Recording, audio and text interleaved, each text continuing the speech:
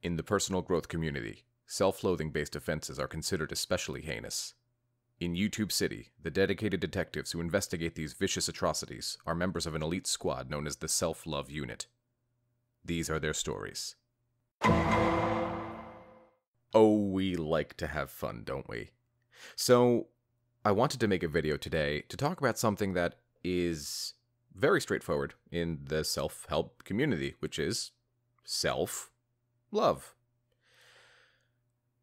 I want you to do something for me at this moment, and you're going to feel a little silly, but I hope it has the same impact on you that it does for me. I want you to pause the video after I'm done with this sentence and go to the mirror and just look at yourself. Really look at yourself. Observe yourself. And we're not here to make judgments. We're not here to look at the things about yourself that you don't like. What we're here to do is to remember that reflected back at you is a human being. Imagine if that wasn't you. How would you treat that person? What would you say to that person? If that person's having a tough day, how would you assist them? And how often is how you treat another the same way as how you treat yourself? So many people forget that just because you can't witness yourself in real time without the help of a mirror, you can't look at yourself from outside of yourself, must mean that you're not some sort of person worthy of love, worthy of being respected, worthy of being heard and seen and having their dreams met, worthy of growth, happiness. Those things are things that you can have. That's what really interests me about the self-help community and self-love in general, is like most of what you want, you can have. That's the crazy thing. Now, most of you are here because an ex, right? Fine. You and I cannot control what they do. It's as simple as that. But we can control what we do.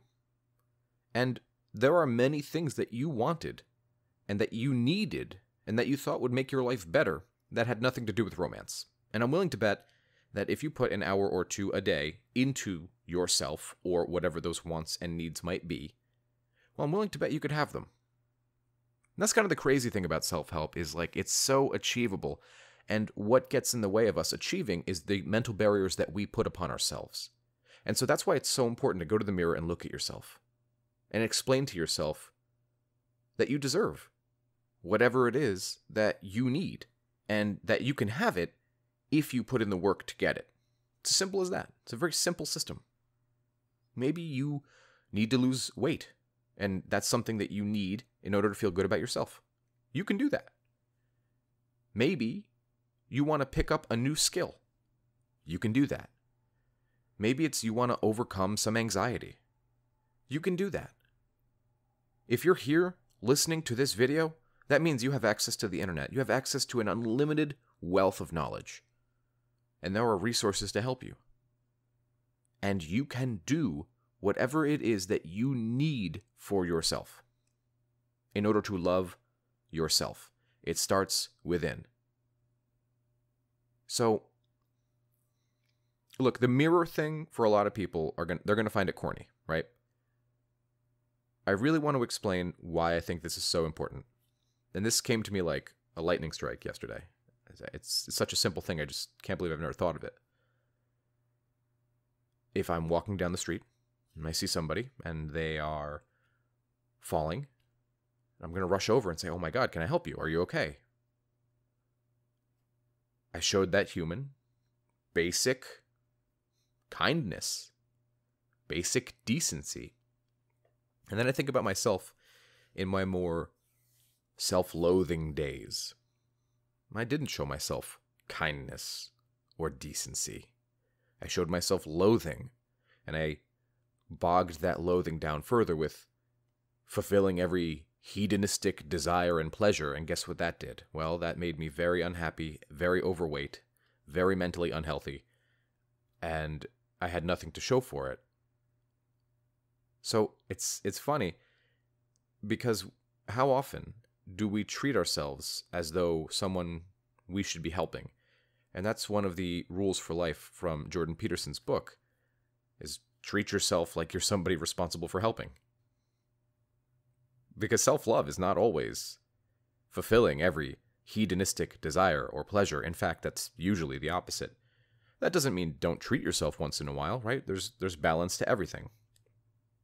It just means that sometimes self-love and self-help requires self-parenting, self-boundaries. And I keep parroting the word self because it has to start with you. Right? Nobody's going to come in and fix the ruin of your life. At least nobody should. Because that means that you didn't learn anything. Bad things happen to us so that we learn, so that we grow. And yeah, sometimes the bad things are really catastrophic. And sometimes the bad things didn't need to happen in order for us to learn and grow.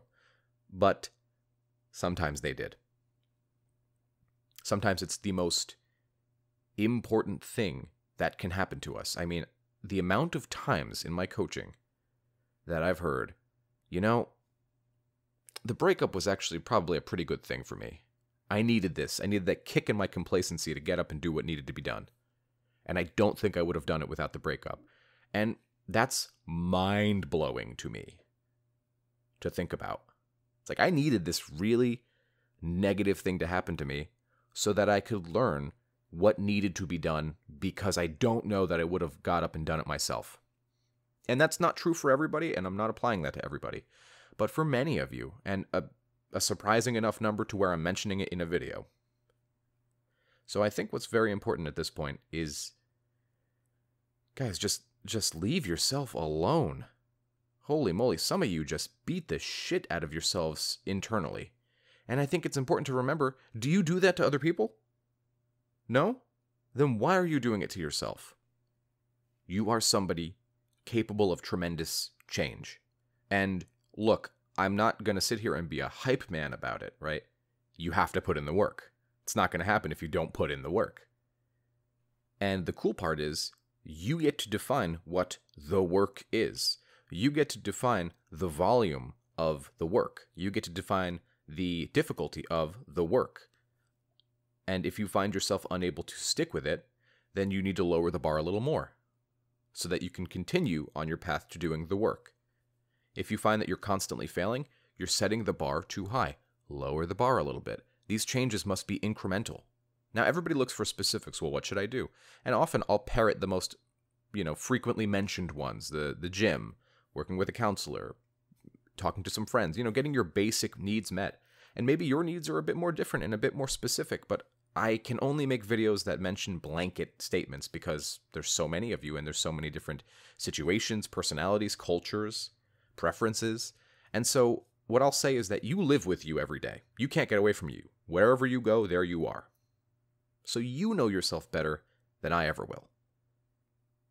So you have to look at that person, that human staring back at you in the mirror, and ask, what do you need? How can I help you? And that choked me up when I asked myself that the other day. Maybe it's corny. Fine, then I'm corny. Looking at yourself in the mirror and treating yourself with a little goddamn dignity. I'm going to ask everybody listening to do one more thing. And that is, write down 3 words. Any 3 words that you would like to embody, manifest, achieve, whatever. And I'm keeping this very broad on purpose, right? So perhaps my 3 words would be fitness, wellness, family. Or maybe it's community, maybe it's guitar, or maybe it's whatever. Whatever 3 words you feel apply to you at this moment. It's just a thinking exercise. Look, nothing I say in any one video is going to completely alter your life. It requires your input to do that, and I'm not so egotistical to think that I have that level of sway. All I'm asking is that if you're listening to this video, just treat yourself a little better than you do. Because you probably don't treat yourself very well, and maybe you do, and maybe you've been on this journey for a while, and maybe you're not somebody who needs this video as much as others might. And good on you, because at some point you decided to treat yourself well. It's just for those of you who maybe need a reminder that you're a human. There's a human being staring back at you in the mirror.